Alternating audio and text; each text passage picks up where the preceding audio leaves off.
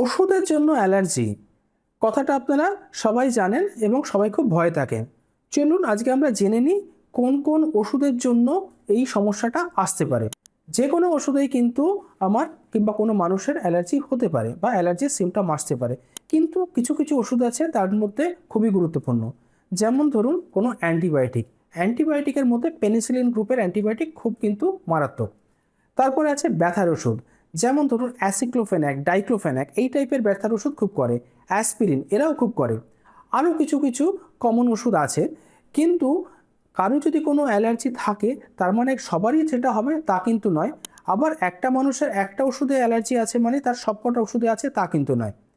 আরেকটা খুব ছোট জিনিস আপনাকে সবসময় খেয়াল রাখতে হবে, আমরা নোটিস করেছি যখন ইনজেকশনের মাধ্যমে কোনো ওষুধ দেওয়া হয় সেটা কিন্তু অনেক ভয়াবহ হয়ে উঠতে পারে। কখনো কখনো দেখা যায় ধরুন কারো এমআরআই কিংবা সিটি স্ক্যান করতে গেল, সেখানে একটা ইনজেকশন দেওয়ার পরে কিন্তু তার একটা এরকম রিয়াকশন হচ্ছে, সেটাও কিন্তু এই টাইপের একটা সমস্যা হচ্ছে। তো যদি কখনো এই টাইপের সমস্যা হয়, আমাদের সব থেকে আগে করতে হবে কি, তার তো ট্রিটমেন্ট সেই মুহূর্তে করতেই হচ্ছে, এবং কোন কোন জিনিসে হয়েছিল সেটা আপনি খেয়াল রাখুন।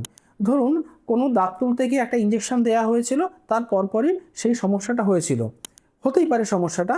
সেক্ষেত্রে আপনি কিন্তু ডাক্তারবাবুকে বলবেন নোট করে দিতে যে কোন ওষুধ আপনাকে সেই সময় দেওয়া হয়েছিল।